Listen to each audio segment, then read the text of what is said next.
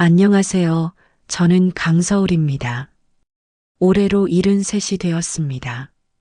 부산대학교 병원에서 환경미화원으로 일한 지 이제 5년이 되어 갑니다.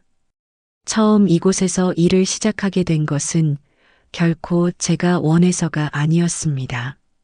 30년간 운영하던 남편의 식당이 코로나로 문을 닫았고 외아들 민호는 캐나다로 이민을 가버렸습니다. 갑작스러운 체인저즈로 노후 준비금은 바닥이 났고 생활고에 시달리던 중 우연히 병원 구인 광고를 보게 되었습니다. 처음엔 망설였습니다. 평생을 중산층으로 살아왔던 제가 청소부가 된다는 것이 자존심 상했기 때문입니다. 하지만 더 이상 선택의 여지가 없었습니다. 매달 나오는 적은 연금으로는 월세와 병원비를 감당할 수 없었으니까요. 아침 6시 햇살이 비치기도 전에 출근합니다. 복도를 닦고 쓰레기를 비우고 화장실을 청소합니다. 허리도 아프고 무릎도 시큰거리지만 이제는 이 일이 제 삶의 한 부분이 되었습니다. 누구에게도 말하지 않았지만 이 병원에는 제가 숨기고 싶은 비밀이 하나 있습니다. 그리고 그 비밀은 제 마음을 더욱 무겁게 만들고 있습니다. 하지만 오늘은 처음으로 이 이야기를 털어놓으려 합니다. 제 인생에서 가장 힘들었던 순간들을 여러분과 나누고 싶습니다. 지난 봄의 일입니다. 평소처럼 3층 외과 병동을 청소하고 있을 때였습니다. 갑자기 누군가가 제 이름을 부르는 소리에 고개를 들었습니다. 그 순간 제 심장이 멈추는 것만 같았습니다. 병원 간호부장인 윤서아가 제 앞에 서 있었기 때문입니다. 서아는 제 아들 민호의 아내입니다. 5년 전 결혼식을 올리고 캐나다로 떠난 후로 단 한 번도 연락하지 않았던 며느리였습니다. 서아는 병원의 엘리트 간호사로 시작해 젊은 나이에 간호부장까지 승진했다는 이야기를 들었지만 이렇게 마주칠 줄은 몰랐습니다. 복도 한켠으로 저를 데려간 서아는 작은 목소리로 말했습니다. 병원에서 시어머니를 만난 것이 당황스럽다고 이런 관계는 비밀로 해달라고 했습니다. 간호부장의 시어머니가 청소부라는 사실이 알려지면 곤란하다는 것이었습니다. 그날 이후로 서아를 마주칠 때마다 가슴이 철렁했습니다. 복도에서 마주치면 모르는 사람처럼 지나쳐야 했고 때로는 일부러 다른 길로 돌아가야 했습니다. 내 자식의 배우자가, 내 며느리가 나를 모른 척하는 것이 얼마나 가슴 아픈 일인지 아마도 겪어보지 않은 사람은 모를 것입니다. 하지만 저는 서아의 말대로 우리의 관계를 비밀로 했습니다. 며느리의 체면을 지켜주고 싶었고 무엇보다 멀리 있는 아들이 걱정할까 두려웠습니다. 그렇게 저는 매일 아침 출근할 때마다 작은 바늘로 찌르는 것 같은 아픔을 안고 살아가게 되었습니다. 병원에서의 일상은 점점 더 힘들어졌습니다. 서아는 매주 수요일 아침 의료진 회의를 주재했는데 그때마다 저에게 회의실 근처에 얼씬도 하지 말라고 지시를 내렸습니다. 중요한 의료진들이 오는데 청소부가 보이면 병원 품격이 떨어진다는 이유였습니다. 한 번은 외국 의사들이 방문하는 날이었습니다. 평소처럼 일찍 출근해서 로비 청소를 하고 있는데 서아가 급하게 와서 저를 지하 창고로 보냈습니다. 귀빈들이 도착하기 전에 사라져달라는 것이었습니다. 그날 저는 어두운 지하 창고에서 꼬박 3시간을 보내야 했습니다. 청소도구를 정리하는 틈틈이 병원 구석구석을 피해 다녀야 했습니다. 서아가 있는 곳은 피했고 회의가 있는 층은 아예 가지 않았습니다. 마치 제가 보이지 않는 존재가 되어야 한다는 듯이 말입니다. 때로는 엘리베이터를 타려다가 서아가 탄 것을 보면 다음 엘리베이터를 기다려야 했고, 복도 청소 중에도 서아의 발소리가 들리면 재빨리 몸을 숨겨야 했습니다. 의료진들이 지나갈 때면 구석으로 몸을 돌려 얼굴을 가렸습니다. 청소부의 모습이 눈에 띄면 안 된다는 서아의 말이 머릿속에서 떠나질 않았기 때문입니다. 매일 아침 출근할 때마다 느끼는 두려움과 긴장감은 이제 일상이 되어버렸습니다. 청소부라는 이유로, 나이든 시어머니라는 이유로 이렇게 숨어 다녀야 하는 현실이 너무나 서러웠습니다. 하지만 저는 계속해서 참았습니다. 이 일을 그만두면 당장 생계가 막막했고, 무엇보다 아들에게 부담을 주고 싶지 않았기 때문입니다. 청소를 하다 보면 가끔 옛 기억이 떠오릅니다. 제가 20살이던 1971년, 저는 부산음악대학교 피아노가 수석 입학생이었습니다. 당시 음대 교수님들은 제가 한국을 대표하는 피아니스트가 될 거라고 입을 모아 말씀하셨죠. 쇼팽 콩쿠르를 준비하던 그 시절이 마치 어제 일처럼 선명합니다. 하지만 3학년 때 아버지가 갑자기 쓰러지셨습니다. 어머니는 이미 오래전에 돌아가셨고, 동생들은 아직 어렸습니다. 결국 저는 학업을 중단하고 피아노 학원을 열었습니다. 동생들의 학비와 아버지의 병원비를 감당하기 위해서였습니다. 그렇게 저의 꿈은 접혀졌습니다. 25에 결혼했고 남편의 식당 일을 도우며 살았습니다. 가끔 피아노를 치고 싶은 마음이 들 때면 새벽에 몰래 일어나 공기 피아노로 연습했습니다. 손가락을 움직이며 상상 속에서 선율을 그리던 그 순간들이 제게는 유일한 위안이었습니다. 민호가 태어난 후에는 아들 교육에 모든 것을 바쳤습니다. 제가 이루지 못한 꿈을 아들이 이뤄주길 바랐던 것 같습니다. 하지만 민호는 음악에 관심이 없었고 저는 그의 선택을 존중했습니다.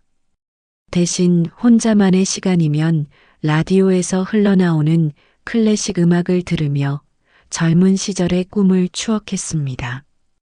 이제는 손가락도 많이 굳어버렸고 악보를 보는 것도 힘들어졌습니다. 하지만 가끔 꿈에서는 여전히 제가 무대 위에서 연주하는 모습을 봅니다. 관객들의 박수 소리, 무대 조명의 따스함, 그리고 피아노 건반에서 울려 퍼지는 아름다운 선율. 그 꿈을 꾸고 나면 이상하게도 마음이 평온해집니다. 병원 1층 로비에는 오래된 그랜드 피아노가 놓여 있습니다. 1985년산 야마하 피아노로 매일 아침 제가 가장 먼저 먼지를 닦는 곳입니다. 피아노 표면을 닦을 때면 손끝이 저절로 떨립니다. 마치 건반을 누르고 싶어 안달난 제 손가락들이 저를 배신하는 것만 같습니다. 특히 이른 아침, 아직 사람들이 많지 않은 시간이면 더욱 그렇습니다. 먼지를 털어내는 척하며 건반 뚜껑을 살짝 들어올릴 때면 심장이 쿵쾅거립니다. 까만 건반과 하얀 건반이 고요히 늘어서 있는 모습을 보고 있으면 50년 전 음대 시절 연습실에서 보냈던 시간들이 물밀듯이 밀려옵니다. 한 번은 병원이 한적한 일요일 새벽 몰래 피아노 앞에 앉아본 적이 있습니다. 건반에 손을 얹기만 했을 뿐인데 옛날에 연주했던 쇼팽의 녹턴이 머릿속에서 울려 퍼졌습니다. 하지만 결국 용기가 나지 않아 한 음도 누르지 못했습니다. 청소부가 피아노를 친다는 소문이 날까 두려웠기 때문입니다. 매일 아침 피아노를 닦으면서 상상합니다. 제가 다시 한번 이 피아노 앞에 당당하게 앉아 연주할 수 있다면, 청소 도구를 들고 있는 이 손으로 다시 한번 음악을 만들어낼 수 있다면, 하지만 그것은 영원히 이루어질 수 없는 꿈일 뿐입니다. 이제는 피아노를 닦을 때마다 고개를 숙입니다. 혹시라도 누군가 제 눈빛에서 동경과 갈망을 읽어낼까 두렵기 때문입니다. 청소부는 그저 피아노의 먼지만 닦아내면 되는 것을, 이런 감정을 품는 것조차 죄송스러운 일인지도 모르겠습니다. 지난주 월요일, 평소와 다름없이 로비 피아노를 닦고 있을 때였습니다. 서아가 다른 의료진들과 함께 회의를 마치고 로비를 지나가고 있었습니다. 그때 한 의사가 피아노를 가리키며 물었습니다. 왜 이렇게 오래된 피아노를 로비에 두고 있느냐고 말입니다. 서아는 웃으며 대답했습니다. 병원 설립 초기부터 있던 것인데 아무도 치지 않는 장식품일 뿐이라고. 다들 피아노가 있어봤자 공간만 차지한다며 동의했고, 서아는 이참에 아예 치워버리는 게 어떻겠냐고 제안했습니다. 저는 피아노를 닦던 손을 멈췄습니다. 제 인생의 전부였던 음악이, 제 젊은 날의 꿈이 그들에게는 그저 버려야 할 골칫거리일 뿐이었습니다. 가슴 한켠이 찢어지는 것 같았습니다. 하지만 저는 아무 말도 할 수 없었습니다. 그저 고개를 숙이고 열심히 먼지를 닦아냈을 뿐입니다. 그날 이후로 피아노는 제게 더욱 특별한 존재가 되었습니다. 마치 저와 같은 처지라고 느껴졌기 때문입니다. 오랜 세월 동안 자신의 가치를 인정받지 못하고 주변 사람들에게 불필요한 존재로 여겨지는 늙은 피아노, 그리고 청소부라는 이유로, 나이든 시어머니라는 이유로 숨어 지내야만 하는 저. 이제는 매일 아침 더욱 정성스럽게 피아노를 닦습니다. 마치 제 몸을 닦듯이, 제 마음을 닦듯이 조심스럽게 먼지를 털어냅니다. 누군가에게는 쓸모없는 존재일지 모르지만 적어도 저에게는 가장 소중한 보물이니까요. 지난달 보건복지부 장관이 우리 병원을 방문하는 큰 행사가 있었습니다.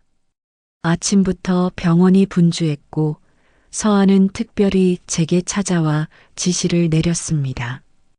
장관이 방문하는 동안 절대로 모습을 보이지 말라는 것이었습니다.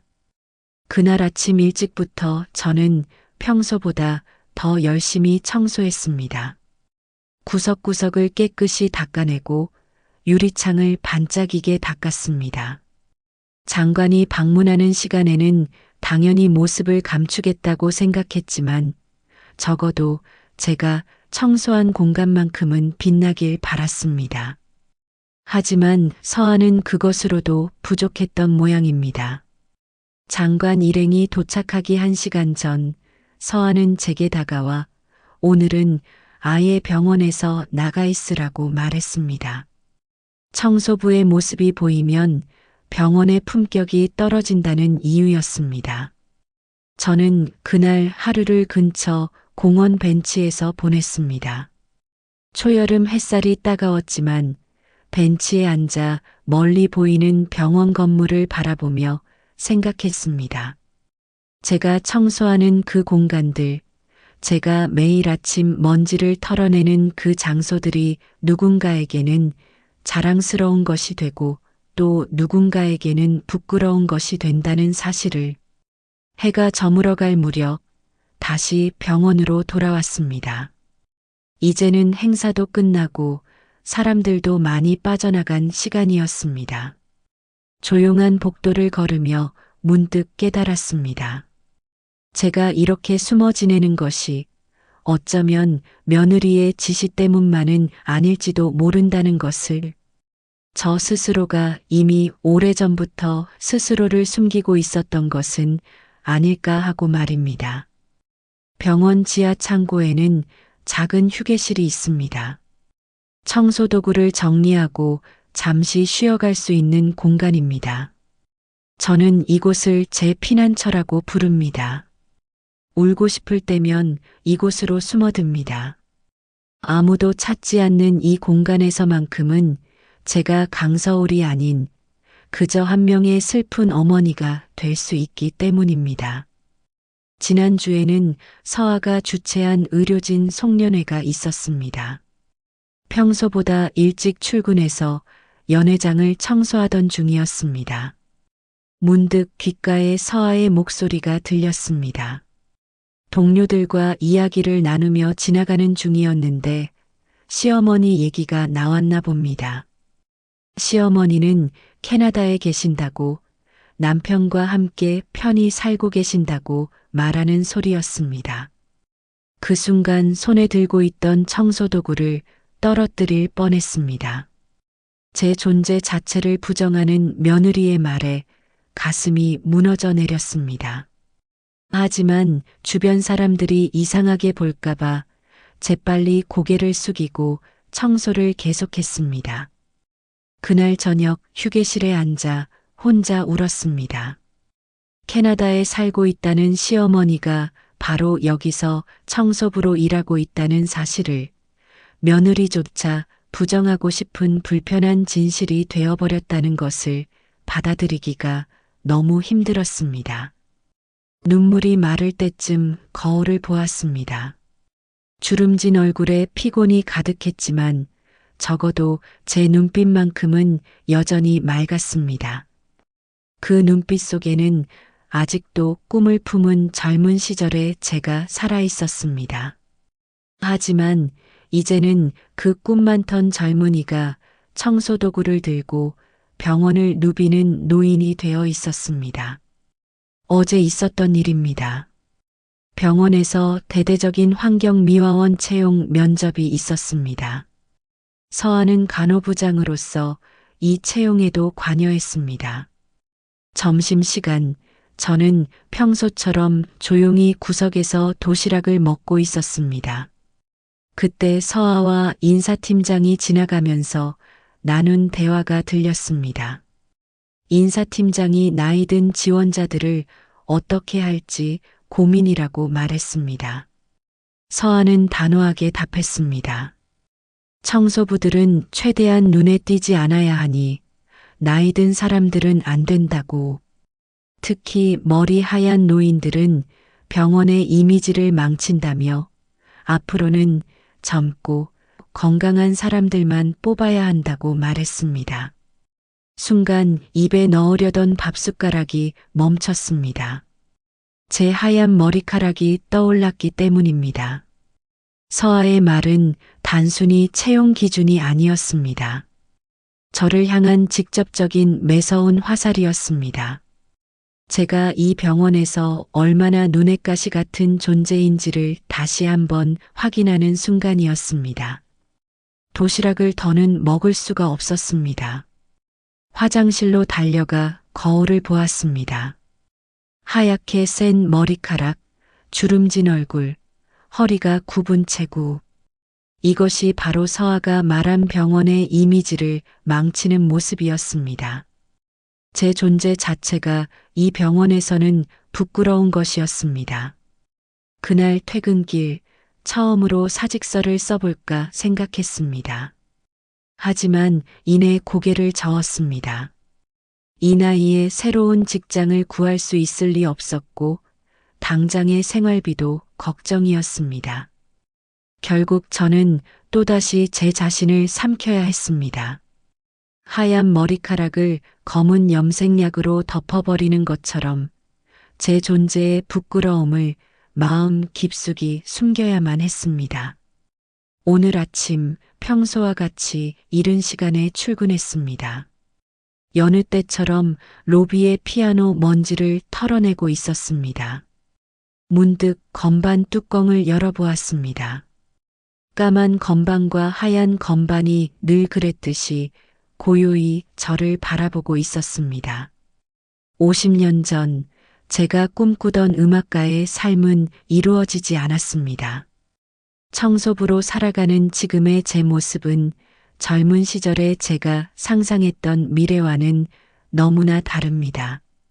하지만 이제는 압니다. 진정한 존엄성은 직업이나 지위에 있는 것이 아니라는 것을. 매일 아침 제가 닦는 이 병원 바닥에도, 창문에도, 그리고 피아노에도 제 자부심이 담겨 있습니다. 비록 며느리는 제 존재를 부끄러워하고 사람들은 제가 보이지 않기를 바라지만 적어도 저 자신만큼은 알고 있습니다. 제가 하는 일이 얼마나 가치 있는지를. 언젠가는 이 피아노 앞에 당당히 앉아 연주하고 싶습니다. 쇼팽의 녹턴을 치면서 제 인생의 모든 순간들을 음표에 담아내고 싶습니다. 젊은 시절의 꿈, 가족을 위해 바친 세월, 그리고 지금 이 순간의 고독까지도. 그날이 올 때까지 저는 계속해서 이 피아노를 닦을 것입니다. 청취자 여러분, 긴 이야기를 들어주셔서 감사합니다. 저의 이야기가 혹시 비슷한 상황에 계신 분들께 작은 위로가 되었기를 바랍니다. 우리 모두는 각자의 자리에서 최선을 다하며 살아가고 있습니다. 비록 지금은 힘들고 외로울지라도 우리는 모두 존중받을 자격이 있는 소중한 존재라는 것을 잊지 말아주세요. 안녕하세요. 저는 서울대학교병원 약제부에서 일하는 박영자입니다. 올해로 68이 되었고 이곳에서 제약보조원으로 일한 지 어느덧 20해가 되어갑니다. 매일 아침 7시 약국 문을 가장 먼저 열고 마지막으로 닫는 사람이 바로 저입니다. 처음 이 일을 시작했을 때가 떠오릅니다. 남편과 이혼하고 홀로 민수를 키우며 살던 시절, 당장 생계가 막막했습니다. 고등학교를 갓 졸업한 민수는 의대 진학을 꿈꾸고 있었고, 저는 아들의 꿈을 위해 무슨 일이든 하기로 마음먹었습니다. 약제부에서는 하루 종일 서서 약품을 정리하고 처방전을 분류하고 약봉투를 나눕니다. 손이 닳도록 일했고 발이 부를 때까지 서 있었습니다. 하지만 민수가 의대에 합격했다는 소식을 들었을 때의 그 기쁨은 모든 고단함을 잊게 했습니다. 지난 20년간 이곳에서 수많은 환자들을 만났습니다. 항암제를 타러 오는 환자들의 창백한 얼굴, 신생아 영양제를 받아가는 새내기 엄마들의 설렘 가득한 표정, 만성질환 약을 타러 오는 어르신들의 주름진 손, 그들의 모든 순간에 제가 건네는 약봉투 하나가 작은 희망이 되길 바라며 일해왔습니다. 그리고 마침내 지난달 제 아들 민수가 이 병원 외과 과장으로 부임하게 되었습니다. 얼마나 자랑스러웠는지 모릅니다. 하지만 그날 이후 제 일상은 완전히 달라지기 시작했습니다. 그리고 이제 저는 이 이야기를 누군가와 나누고 싶습니다. 민수가 부임하던 날 아침, 저는 평소보다 더 일찍 출근했습니다. 약제부 유리창을 반짝이게 닫고 약품 진열장도 새로 정리했습니다. 아들이 과장으로 일하게 될 병원에서 어머니가 약제부 직원이라는 게 자랑스러울 것이라 생각했습니다. 오전 회의가 끝나고 민수가 처음으로 약제부에 들렀습니다. 새로 부임한 과장으로서 병원 곳곳을 돌아보는 일정 중이었나 봅니다. 다른 의료진들과 함께 있는 민수를 보는 순간 저도 모르게 환하게 웃으며 반갑게 인사를 건넸습니다. 하지만 민수의 표정이 순간 굳어졌습니다. 마치 낯선 사람을 대하듯 차갑게 고개를 끄덕이고는 앞서가는 약제부장의 설명에만 귀를 기울였습니다. 마치 제가 보이지 않는 사람인 것처럼 대했습니다. 일과가 끝나갈 무렵 민수가 다시 약재부를 찾아왔습니다. 이번에는 혼자였습니다. 조용히 저를 구석으로 불러 짧게 말했습니다. 앞으로는 병원에서 어머니라고 부르지 말아달라고, 가능하면 마주치지 않았으면 좋겠다고. 외과 과장의 어머니가 약재부 직원이라는 사실이 알려지면 곤란하다나요. 그날 저녁 약품 정리를 하면서 문득 20년 전이 떠올랐습니다. 의대 합격 소식을 들고 온 민수가 저를 얼마나 꼭 안아주었는지, 어머니 덕분이라고 얼마나 기뻐했는지. 그때의 민수는 어디로 갔을까요? 유리창에 비친 제 모습을 바라보며 생각했습니다. 아마도 이제 제 존재는 민수에게 자랑이 아닌 부담이 되어버린 것 같았습니다. 민수가 부임한 지 한 달, 병원의 일상은 저에게 점점 더 버거워졌습니다. 외과 회진이 있는 시간이면 약재부 안쪽으로 숨어들어야 했고, 복도에서 마주칠 때면 고개를 숙여야 했습니다. 특히 약품을 전달하러 외과 병동에 가야 할 때면 가슴이 덜컥 내려앉곤 했습니다. 어느 날은 응급 약품을 전달하러 외과 병동에 올라갔다가 민수와 마주쳤습니다. 레지던트들과 함께 있던 민수는 제가 건넨 약품을 확인하면서 차갑게 말했습니다. 앞으로는 다른 직원을 보내라고, 약재부 최고령 직원이 이런 급한 일을 맡으면 안 된다고. 마치 저를 모르는 사람처럼 높은 말투로 지적했습니다. 약재부로 돌아오는 길이 왜 그리 멀게 느껴졌는지 모릅니다. 손에 든 빈 약품 바구니가 그날따라 유난히 무겁게 느껴졌습니다. 어쩌면 바구니가 아닌 제 마음이 무거웠던 걸지도 모르겠습니다. 점심시간이면 구내식당 구석자리에 앉아 혼자 밥을 먹습니다. 가끔 민수가 의사들과 식사하는 모습이 보이면 슬그머니 자리를 피합니다. 한 번은 민수의 동료 의사가 저를 알아보고 인사를 건넸습니다. 과장님 어머니 아니냐고. 그때 민수의 얼굴이 굳어지던 모습을 잊을 수가 없습니다. 약품 정리실에 혼자 있을 때면 이런 생각이 듭니다.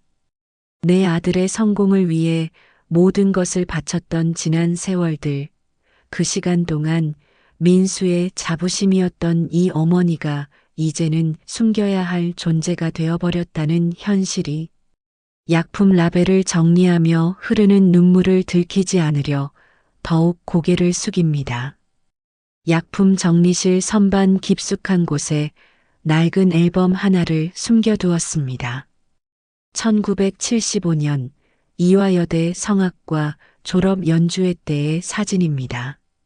푸치니의 오페라 라보엠에서 미미 역을 맡아 부르던 날이었죠. 교수님들은 제가 앞으로 한국을 대표하는 소프라노가 될 거라고 말씀하셨습니다. 졸업 후 이탈리아 유학을 준비하던 중이었습니다. 밀라노 음악원 입학 통지서도 받았고 모든 준비가 순조로웠습니다. 하지만 그해 여름 아버지가 갑자기 돌아가시고 어머니마저 쓰러지셨습니다. 막내였던 저는 가족을 책임져야 했습니다. 유학 대신 은행에 취직했고 그곳에서 민수 아버지를 만났습니다. 결혼 후에도 저녁이면 몰래 노래를 불렀습니다. 민수를 재우며 부르던 자장가에도 오페라의 선율을 담았죠. 하지만 남편은 제 노래하는 모습을 못마땅해 했고 결국 이혼으로 이어졌습니다. 어린 민수를 혼자 키우면서도 노래만큼은 포기할 수 없었습니다. 주말이면 민수를 데리고 교회 성가대에서 노래했습니다. 민수는 그때마다 제 노래를 들으며 방긋방긋 웃었죠. 우리 엄마가 최고의 가수야라고 자랑하던 어린 민수의 모습이 아직도 선명합니다. 지금도 약품을 정리하면서 작은 소리로 노래를 흥얼거립니다. 푸치니의 아리아를 부르다 보면 젊은 시절의 저와 마주하는 기분이 듭니다. 무대를 동경하던 20살의 저와 아들을 위해 모든 것을 바친 어머니로서의 제가 만나는 순간입니다. 벌써 50년도 더 된 일들인데 왜 이렇게 더 선명하게 기억나는 걸까요? 우리 병원은 매달 마지막 주 금요일 오후에 로비 음악회를 엽니다. 입원 환자들과 보호자들을 위로하기 위한 작은 음악회입니다. 지역 음악가들이 재능 기부로 참여하고 때로는 의료진들도 무대에 오릅니다. 음악회가 있는 날이면 약재부 창가에 서서 멀리 로비를 바라봅니다. 현악 사중주의 선율이 복도를 타고 흘러올 때면 저도 모르게 눈시울이 붉어집니다. 특히 성악가들이 부르는 오페라 아리아를 들을 때면 가슴 한켠이 저미듯 아파옵니다. 지난주 음악회에서는 젊은 소프라노가 푸치니의 오나의 사랑하는 아버지를 불렀습니다. 제가 마지막으로 무대에서 부른 곡이었죠. 그 소프라노의 모습에서 젊은 시절의 저를 보는 것만 같았습니다. 약품 정리를 하면서도 자꾸만 그 곡을 흥얼거리게 되었습니다. 간혹 용기를 내어 로비까지 내려가 음악회를 보려 할 때면 민수의 차가운 시선이 느껴집니다. 약재부 직원이 근무 시간에 음악회를 보고 있다고 지적할까봐 슬그머니 발걸음을 돌리곤 합니다. 하지만 매달 음악회 포스터가 병원 게시판에 붙을 때면 설렙니다. 이번 달에는 나도 저기 서서 노래할 수 있지 않을까 하는 작은 꿈을 꾸게 됩니다. 비록 현실은 약품 정리실에서 홀로 흥얼거리는 것이 전부지만 그래도 이 작은 노래만큼은 아무도 빼앗아 갈 수 없을 것 같습니다. 지난주 화요일 오전이었습니다. 평소처럼 약품 정리실에서 항암제를 분류하며 조용히 노래를 흥얼거리고 있었습니다. 푸치니의 어느 멋진 날이었죠. 창밖으로 햇살이 들어오는 고요한 시간이었습니다. 그때 민수가 갑자기 들어왔습니다. 평소라면 절대 오지 않을 약품 정리실이었는데 이상하다 싶었습니다. 민수는 문을 닫고 낮은 목소리로 말했습니다. 다른 의료진들이 약재부에서 노랫소리가 들린다고 얘기했다며 앞으로는 절대 노래를 부르지 말라고 했습니다. 순간 온몸이 굳어버렸습니다. 노래는 제게 마지막 남은 위안이었는데 그마저 빼앗아 가려 하다니요. 민수는 계속해서 말했습니다. 전문적인 병원 분위기를 해친다고, 환자들이 불안해할 수 있다고, 마치 제 노래가 큰 잘못이라도 되는 것처럼 말이죠. 그날 이후로 약품 정리실은 더욱 적막해졌습니다. 때로는 무심코 흥얼거리다가도 민수의 차가운 표정이 떠올라 급히 입을 다뭅니다. 약품 라벨을 정리하는 손길도 전보다 무거워졌습니다. 노래를 잃어버린 제 마음처럼 모든 것이 생기를 잃어버린 것 같았습니다. 문득 어린 민수가 교회 성가대 연습실에서 제 노래를 들으며 방긋방긋 웃던 모습이 떠올랐습니다. 그때는 제 노래가 민수에게 자랑이었는데 이제는 부끄러움이 되어버렸나 봅니다. 약품들 사이로 흐르는 눈물을 닦으며 생각했습니다. 이제는 정말 아무것도 남지 않았다고. 지난주는 병원 개원 50주년 기념식이 있었습니다. 모든 부서의 직원들이 참석하는 큰 행사였습니다. 저도 약재부 직원들과 함께 강당에 자리를 잡았습니다. 20년 근속 직원 표창이 있다고 해서 마음이 설렜습니다. 행사가 시작되고 제 이름이 호명되었습니다. 떨리는 마음으로 단상으로 올라갔습니다. 병원장님께서 직접 상장을 수여하시는 순간이었습니다. 그때 민수가 갑자기 자리에서 일어나 밖으로 나가버렸습니다. 제가 상을 받는 모습을 보고 싶지 않았던 걸까요? 시상식이 끝나고 기념사진을 찍는 시간이 되었습니다. 다른 수상자들은 모두 가족들과 함께 사진을 찍었습니다. 하지만 민수는 끝내 돌아오지 않았습니다. 저는 혼자서 어색한 미소를 지으며 카메라 앞에 섰습니다. 리셉션 시간에는 더 큰 상처를 받았습니다. 어떤 의사가 민수에게 시상식에서 본 직원이 어머님 같다고 말했습니다. 민수는 차갑게 웃으며 대답했습니다. 단순히 닮은 것 같다고, 어머니는 캐나다에 계신다고. 그 말을 들으면서 손에 든 음료수 잔이 떨려왔습니다. 행사가 끝나고 약재부로 돌아오는 길이 왜 그리 멀게 느껴졌는지 모릅니다. 20년 근속상이라는 자랑스러운 상패가 이제는 무거운 짐처럼 느껴졌습니다. 창밖으로 보이는 석양이 유난히 쓸쓸해 보였습니다. 병원의 50년 역사에서 제가 보낸 20년이 아들에게는 그저 부끄러운 시간이었나 봅니다. 어제 있었던 일입니다.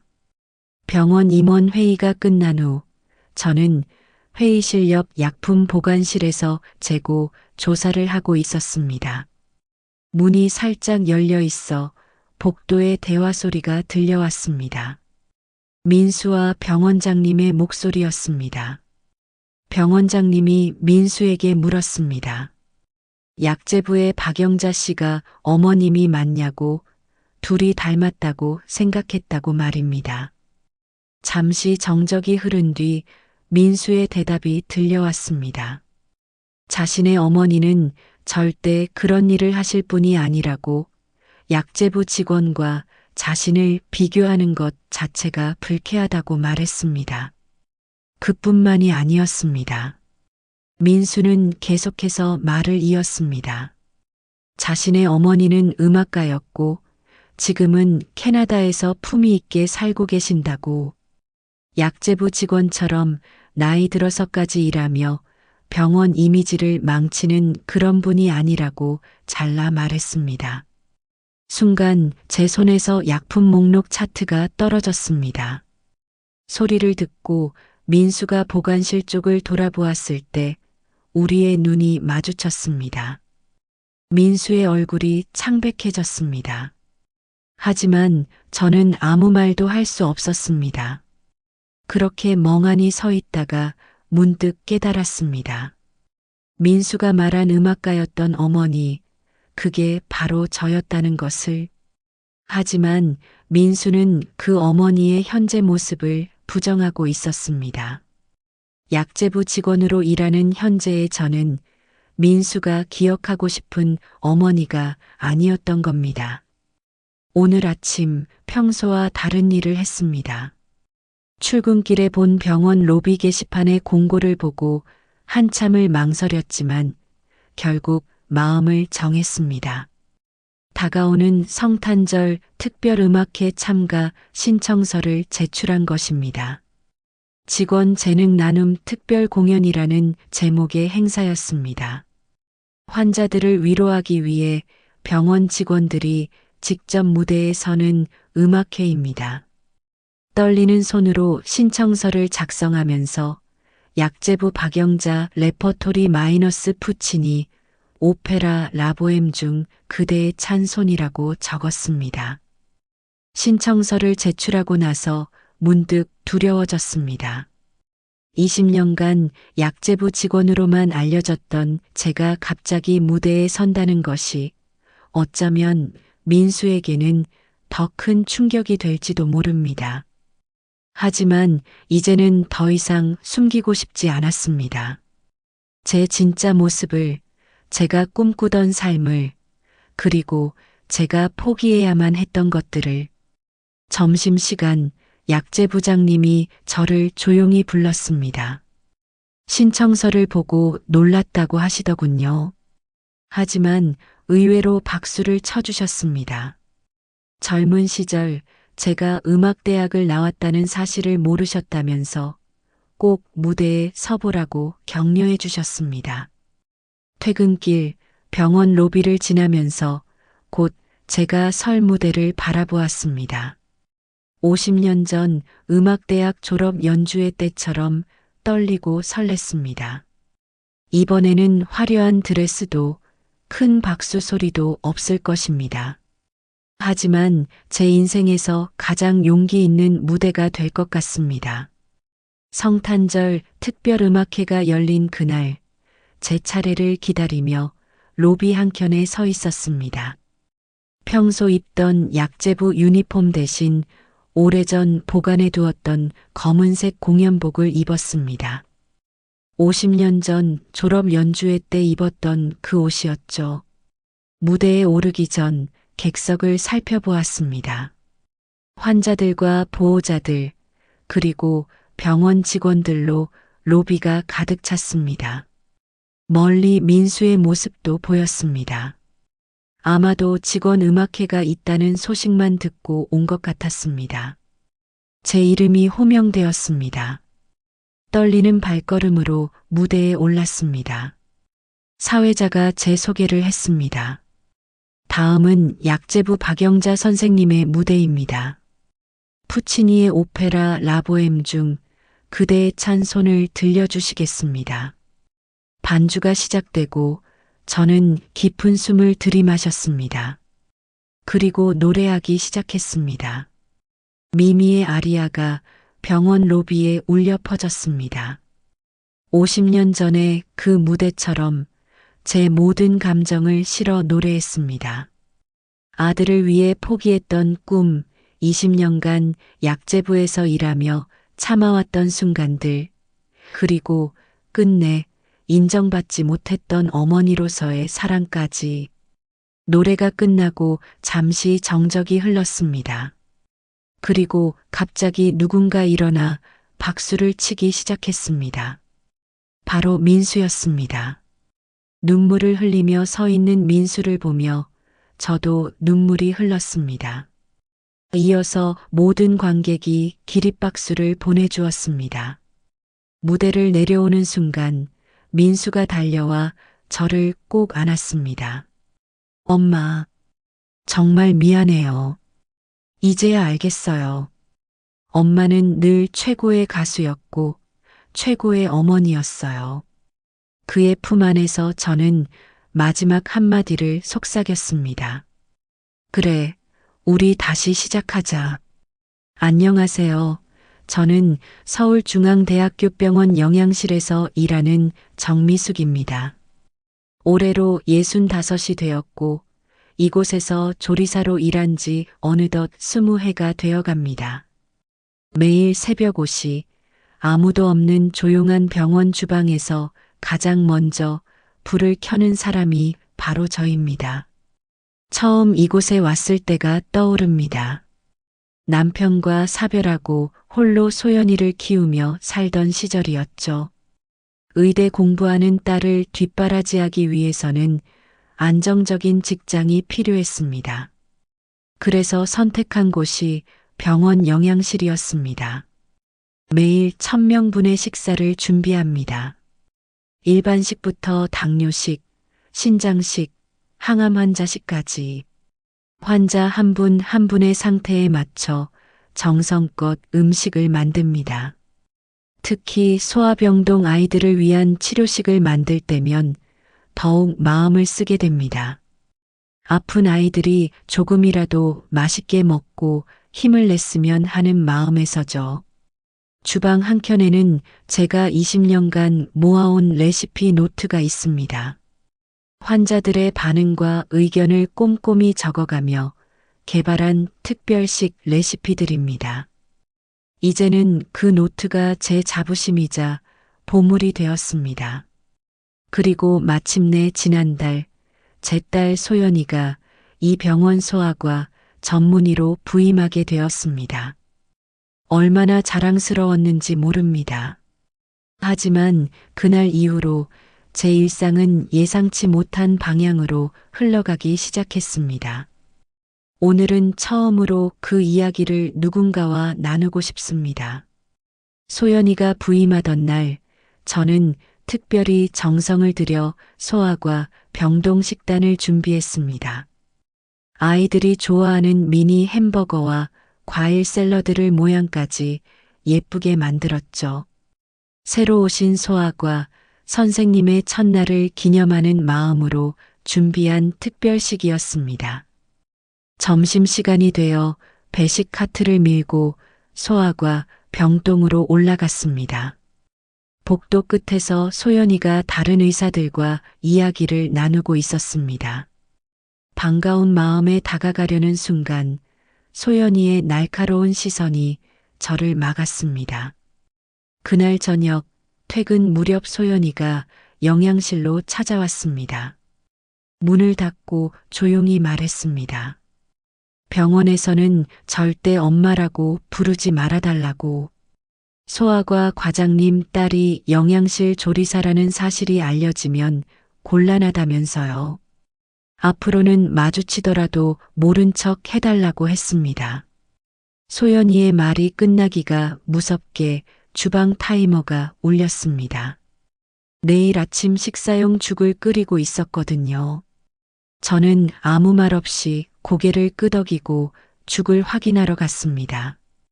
뜨거운 죽솥 앞에 서서 국자로 죽을 저으며 눈물을 참았습니다. 그날 이후로 주방에서 보내는 시간이 달라졌습니다. 매일 아침 일찍 출근해서 준비하던 특별식 메뉴들, 정성껏 담아내던 그 마음이 조금씩 무거워졌습니다. 20년 동안 이렇게 즐겁게 해오던 일인데 이제는 늘 뒤를 돌아보게 되었습니다. 혹시 소연이가 볼까봐, 혹시 누군가 우리 모녀 관계를 알아챌까봐 조심스러워진 것입니다. 소연이가 부임한 지 한 달 영양실에서의 일상이 점점 더 힘들어졌습니다. 특히 소아과 병동 배식 시간이 가장 어려웠습니다. 다른 조리사들에게 소아과 담당을 바꿔달라고 부탁하고 싶었지만 20년간 제가 맡아온 일을 갑자기 바꾸자니 이유를 설명하기가 난처했습니다. 얼마 전에는 소아과 병동에서 큰 일이 있었습니다. 제가 특별히 신경 써서 만든 소아 환자용 영양식이 문제가 됐습니다. 아이들의 입맛에 맞추려 제가 개발한 레시피였는데 소연이가 의료진 회의에서 공개적으로 문제를 제기했다고 합니다. 영양실장님이 저를 조용히 불러 이야기해 주셨습니다. 소연 선생님이 기존 소아과 식단이 너무 가정식 스타일이라며 좀 더 현대적이고 세련된 메뉴로 바꾸자고 제안했다고 합니다. 제 요리가 병원 수준에 맞지 않는다는 평가였죠. 그날 저녁 퇴근 시간이 지나 홀로 주방에 남아 설거지를 하고 있을 때였습니다. 소연이가 들어와 낮은 목소리로 말했습니다. 앞으로는 메뉴 개발하지 말고 정해진 매뉴얼대로만 하세요. 어머니의 특별식 때문에 제가 곤란해질 수 있어요. 싱크대 위로 떨어지는 물방울 소리가 유난히 크게 들리던 그 순간 제 마음도 그 물방울처럼 하나둘 떨어져 내렸습니다. 20년간 한결같은 마음으로 정성껏 만들어온 음식들, 아픈 아이들을 위해 연구하고 개발한 레시피들이 이제는 부끄러운 것이 되어버렸나 봅니다. 주방 서랍 깊숙이 오래된 사진 한 장을 보관하고 있습니다. 1980년 전국 한식 요리 경연대회에서 대상을 받던 날의 모습입니다. 25살이었던 저는 한식 명인의 꿈을 안고 매일 밤낮으로 칼질을 연습했고 전통장 담그는 법을 연구했습니다. 당시 저는 최연소 한식 조리 기능장이었습니다. 유명 호텔에서 러브콜도 받았고 해외 한식당 총주방장 제의도 있었습니다. 선배들은 제가 한국의 대표 요리 명인이 될 거라고 입을 모았죠. 하지만 그해 겨울 남편이 갑자기 세상을 떠났습니다. 뱃속에 소연이와 단둘이 남겨진 저는 안정적인 삶을 선택해야 했습니다. 화려한 호텔이나 해외 진출 대신 작은 식당을 차렸고 그렇게 10년을 보냈습니다. 소연이가 의대에 진학하면서 식당마저 정리했습니다. 딸의 등록금과 생활비를 위해서는 매달 안정적인 수입이 필요했기 때문입니다. 그렇게 선택한 곳이 병원 영양실이었습니다. 화려한 한식 명인의 꿈 대신 환자식을 만드는 평범한 조리사의 길을 걸었습니다. 이제 주방에서 칼을 잡을 때면 가끔 그 시절이 떠오릅니다. 한식 명인이 되겠다던 꿈 많던 청춘, 전국대회에서 상을 받던 그 설렘, 그리고 해외에서 한식을 알리겠다던 큰 포부까지. 지금은 병원식 표준 레시피에 맞춰 음식을 만들지만 칼질할 때만큼은 그때의 자부심을 떠올리게 됩니다. 매주 수요일은 소아암 병동 특별식의 날입니다. 항암 치료로 입맛을 잃은 아이들을 위해 영양실에서 특별히 정성을 들이는 날이죠. 다른 날보다 2시간 일찍 출근해서 신선한 재료를 손질하고 아이들의 상태에 맞춰 조리법을 연구합니다. 특히 신경 쓰는 것이 맛이 아닌 향입니다. 항암 치료 중인 아이들은 냄새에 특히 예민하거든요. 그래서 은은한 버섯향을 내는 맑은 죽, 달콤한 단호박으로 만든 이유식, 부드러운 달걀찜까지 아이들의 미각을 자극하지 않으면서도 영양가 있는 음식을 만들기 위해 노력합니다. 어느 날은 소아암 병동의 민지라는 아이가 제가 만든 특별식을 먹고 처음으로 밥을 다 비웠다는 소식을 들었습니다. 2달 만의 일이었다고 합니다. 그 소식을 들은 날 저는 주방 한켠에서 홀로 눈물을 흘렸습니다. 제 음식으로 한 아이가 조금이나마 힘을 얻었다는 사실이 그렇게 기뻤습니다. 하지만 얼마 전 소연이는 제가 만드는 특별식이 너무 손이 많이 간다며 표준화된 메뉴로 바꾸자고 했습니다. 비용과 시간이 많이 든다는 이유였죠. 그날 이후 특별식을 준비할 때마다 망설여집니다. 더 이상 제 정성을 다해서는 안 되는 걸까요? 매주 수요일 아침 여전히 저는 일찍 출근합니다. 다만 이제는 조용히 누구의 눈에도 띄지 않게 음식을 만듭니다. 마치 제 존재처럼 조심스럽게, 하지만 여전히 한 움큼의 사랑을 담아 특별식을 준비합니다. 지난주 월요일이었습니다. 소아과 병동 회의가 끝난 후 소연이가 다른 의사들과 함께 영양실을 방문했습니다. 병원 식단 개선에 대한 회의를 하자고 했습니다. 제가 20년간 개발하고 다듬어온 소아과 식단에 대한 전면 수정을 요구했습니다. 회의실 탁자 위에는 제 레시피 노트가 펼쳐져 있었습니다. 소연이는 차가운 목소리로 말했습니다. 이제는 전통적인 가정식 스타일을 버리고 현대적인 병원식으로 바꿔야 한다고. 제가 그동안 정성껏 만들어온 보양죽, 들깨탕, 영양밥이 시대에 뒤처진 메뉴라는 것이었습니다. 새로 제안된 메뉴들은 모두 표준화된 것들이었습니다. 데우기만 하면 되는 레토르트 죽, 파우더로 만드는 이유식, 계량화된 영양식. 더 이상 주방에서 정성껏 우려내는 국물도 손으로 다듬는 채소도 필요 없게 된 것입니다. 그 중에서 가장 마음이 아픈 것은 제가 개발한 무지개 비빔밥이었습니다. 소아암 환자들의 입맛을 살리기 위해 7가지 채소를 각각 다르게 조리해 만든 특별식이었는데 이제는 그저 데워서 내는 일반 비빔밥으로 바뀌게 되었습니다. 퇴근 무렵 홀로 남아 레시피 노트를 정리했습니다. 20년간 모아온 레시피들을 하나씩 넘기며 생각했습니다.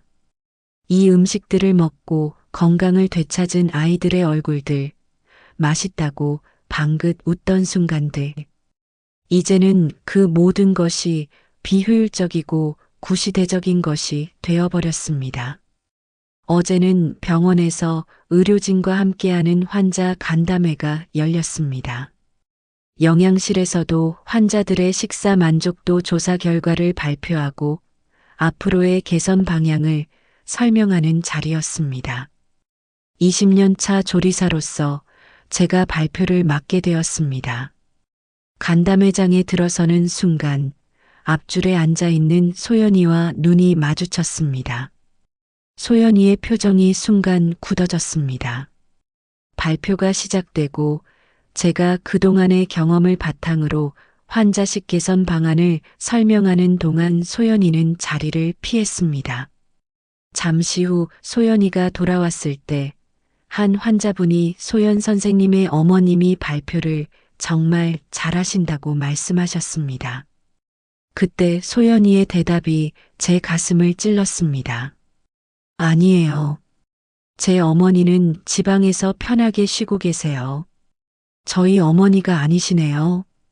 발표가 끝나고 질의응답 시간, 제가 개발한 소아암 환자 특별식에 대해 설명하고 있을 때였습니다.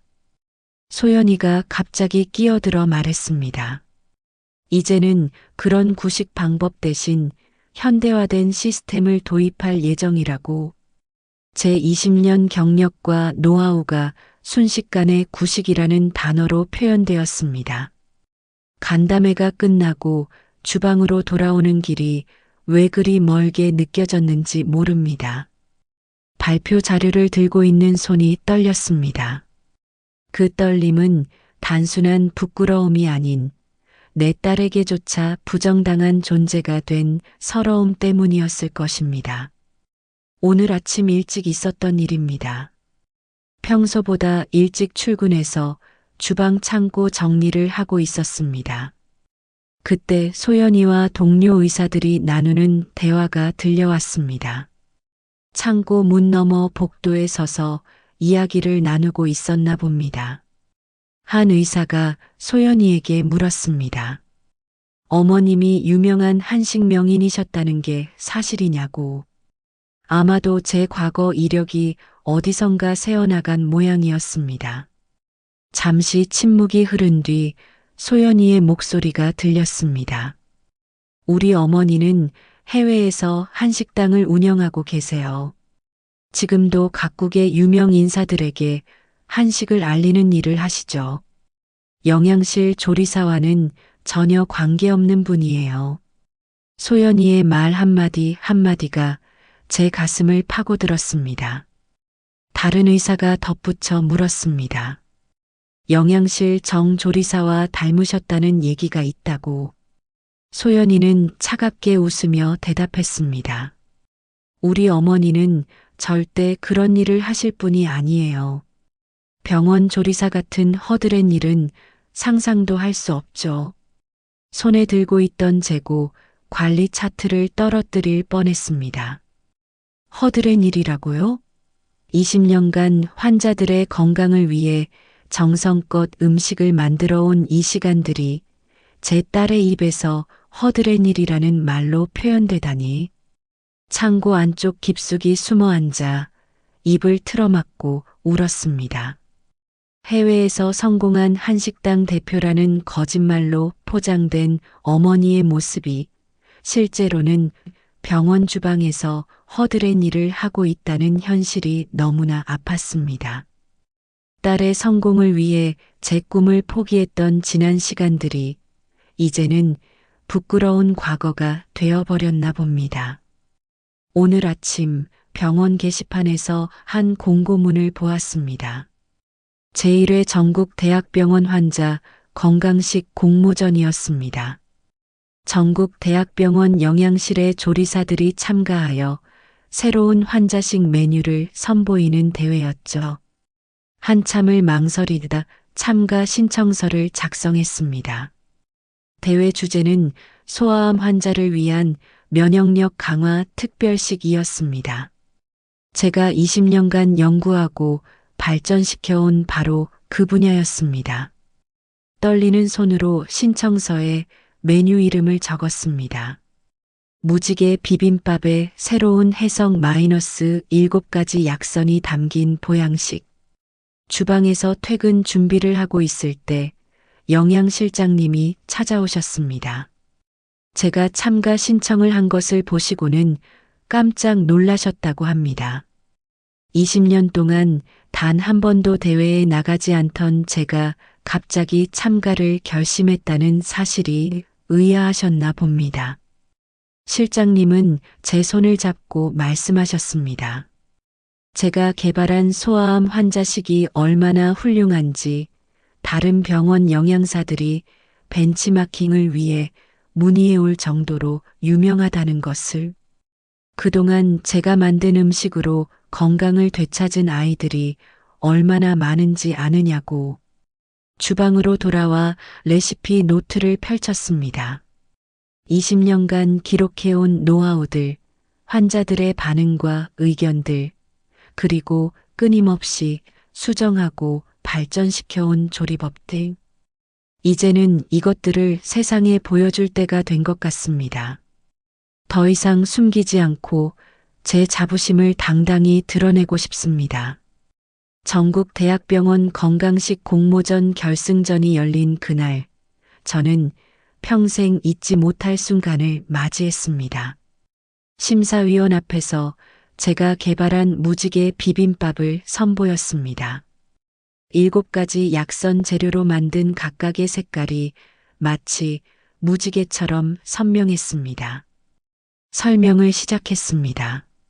면역력 강화를 위한 더덕전과 항암 효과가 있는 표고버섯 볶음, 혈액순환에 좋은 단호각 퓨레, 20년간 소아암 병동 아이들을 위해 연구하고 발전시켜온 레시피를 하나하나 소개했습니다.